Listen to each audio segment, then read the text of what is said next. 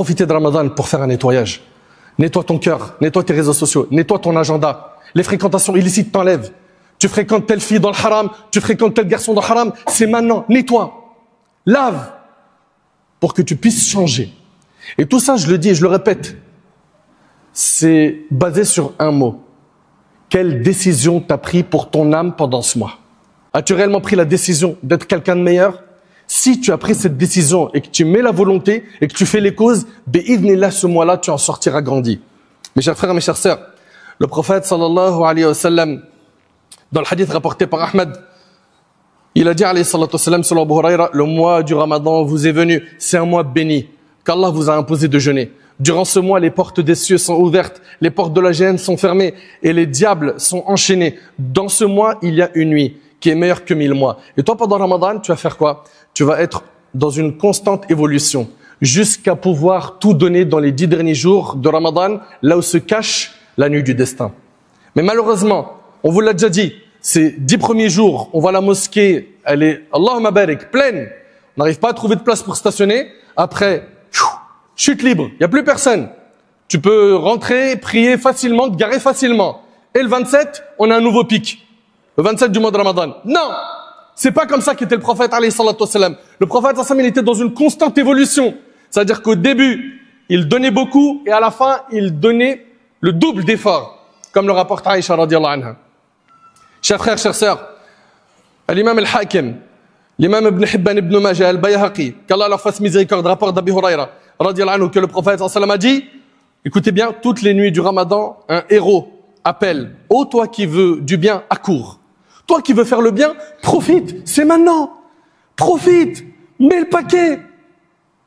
Change, évolue, va vers ton Seigneur. Et ô toi qui veux faire du mal, cesse.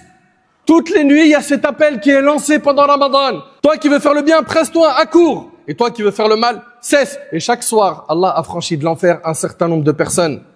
Subhanallah, le Ramadan, c'est l'occasion de télécharger la meilleure version de toi. C'est peut-être ton dernier Ramadan. Mets le paquet, mon frère. Ma sœur, mets le paquet, retrousse-toi les manches. Fais le nécessaire pour faire partie des affranchis de l'enfer. Dans ce hadith, on voit que toutes les nuits, Allah subhanahu wa ta'ala affranchit des gens de l'enfer. Le prophète sallallahu alayhi wa sallam a dit, dans le hadith rapporté par Bukhari et Muslim sur Abu Huraira, quiconque jeûne le mois du Ramadan, poussé par sa foi et dans l'espoir de la récompense divine, Allah l'absout de tous ses péchés passés. Subhanallah, tu jeûnes, Allah il te pardonne tes péchés passés. Le prophète sallam dans le hadith rapporté par Bukhari et Muslim sur Abu Huraira, il a dit alayhi salatu wa sallam, quiconque veille en prière le mois du Ramadan, poussé par sa foi et dans l'espoir de la récompense divine, Allah l'absout de tous ses péchés. Allah il lui pardonne tous ses péchés passés. Tu vas prier la nuit. Et c'est comme ça, notre jeûne doit être plein de ibadat. On va être dans le dhikr d'Allah, l'évocation d'Allah, on va fréquenter les mosquées, on va prier les prières obligatoires, ça bien évidemment c'est non discutable, et on va venir prier aussi les prières de nuit. Tarawih. S'ajoute à cela que tu vas lire le Coran, faire des aumônes, etc. Le prophète sallam il dit également, dans le hadith rapporté par Bukhari et Muslim selon Abu Huraira, quiconque veille en prière la nuit du destin, poussé par sa foi et dans l'espoir de la récompense divine, Allah l'absout de tous ses péchés. Si tu peux, j'ai bien dit si tu peux, prendre des vacances pour les 10 derniers jours de Ramadan et trouver une mosquée dans laquelle on peut faire al-i'tikaf, la retraite spirituelle, fais-le. Afin de garantir la récompense de la nuit du destin. Si tu ne peux pas, au moins pose quelques jours pour reposer ton âme. Venir à la mosquée te ressourcer. Vous prenez bien des jours de congé pour reposer votre corps. T'en ressens le besoin. Pourquoi on ne le ferait pas pour venir mettre le paquet dans les nuits impaires? Afin de gagner la récompense de la nuit du destin. Également dans le hadith rapporté par Bukhari et Muslim selon Abu Huraira, le prophète sallam a dit, Allah a dit, tout ce que fait le fils d'Adam est pour lui-même sauf le jeûne. Il est pour moi et c'est moi qui en donne la récompense. Le jeûne est un bouclier, c'est un bouclier contre le feu de l'enfer. Quand l'un de vous jeûne, qu'il s'abstienne de dire des choses obscènes, il jeûne et tu le vois dire des gros mots. Il jeûne, il ment. Il jeûne, il calomnie. Le prophète sallam a dit, il se peut qu'un jeûneur n'ait de son jeûne que la faim et la soif. C'est-à-dire il n'a pas de récompense. Allah n'accepte pas son jeûne et finalement ce qui va récolter de son jeûne, c'est qu'il a eu faim et soif. C'est tout. T'imagines? Réveille-toi. Nettoie ta langue. Qui débite en gros mots, qui débite en mensonges, en calomnie, en médisance. Calme-toi. Surveille tes yeux, surveille tes oreilles. Quand l'un de vous jeûne, qu'il s'abstienne de dire des choses obscènes et d'élever la voix. Et bien évidemment, tu dois faire preuve d'un excellent comportement pendant le jeûne. C'est pas sous prétexte que tu as faim. Tu vas commencer à montrer un mauvais comportement aux gens et tu vas justifier ça en disant quoi? Ils vont même justifier ça en disant, écoute, là, je t'explique, je suis en colère, je jeûne. Mais t'as pas compris le jeûne. Le jeûne, son but, c'est que tu sois quelqu'un de pieux. Que tu sois quelqu'un qui a un bon comportement, qui soit exemplaire. Si quelqu'un l'insulte ou le provoque au combat, qu'il se contente de dire « je suis en état de jeûne ». Par celui qui tient l'âme de Muhammad dans sa main, la mauvaise haleine du jeûneur a certainement pour Allah une meilleure odeur que le musc. Le jeûneur connaît deux joies. Quand il rend son jeûne, il se réjouit, et quand il rencontre son Seigneur, il se réjouit de son jeûne. Et écoutez ce que le prophète sallam dit dans le hadith rapporté par l'imam Ahmad avec une chaîne de transmission qui est bonne. Al-Hakim également le rapporte dans le Mustadrak.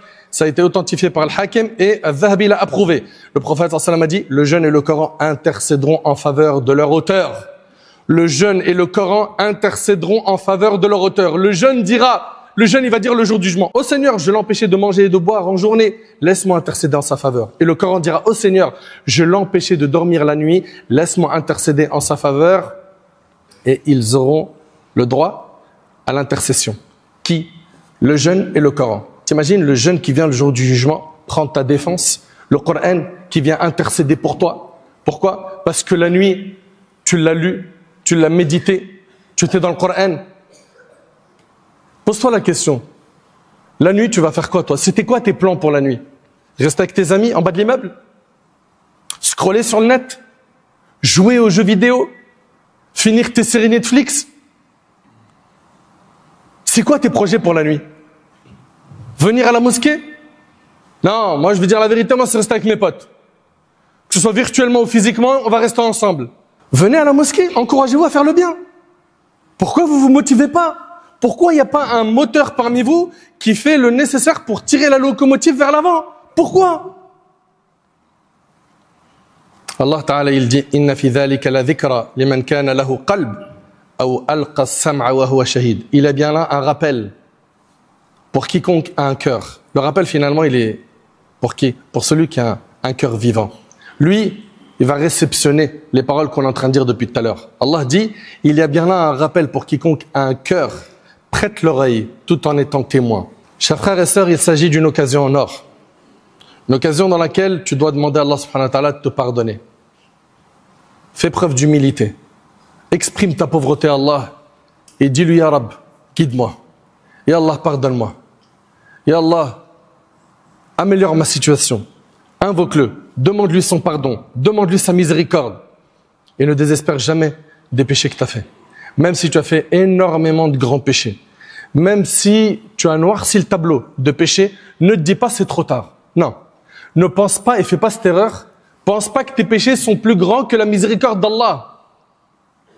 Allah tabaraka wa ta'ala dit dans le hadith de Anas, ô fils d'Adam, tant que tu m'invoques et tu espères en moi, je t'absoudrai malgré ce qui s'est produit de toi et je ne m'en soucierai pas. C'est-à-dire qu'Allah il ne va pas se soucier du nombre de tes péchés. Ô fils d'Adam, si tes péchés ont atteint les nuages du ciel et que tu me demandes de t'absoudre, je t'absoudrai et je ne m'en soucierai pas. Ô fils d'Adam, si tu viens à moi avec la contenance de la terre comme péché et que tu me rencontres sans m'associer personne, je t'apporterai sa contenance comme absolution et c'est rapporté par Tirmidhi. Allah Ta'ala dans le Coran, concernant le jeûne, il nous dit « Ya ayyuhalladhina amanu, kutiba alaykumus siyam kama kutiba ala alladhina min qablikum la'allakum tattaqun » Ô vous qui avez cru, il vous a été prescrit le jeûne, tout comme il a été prescrit aux communautés qui vous ont précédé, afin que vous atteigniez la piété.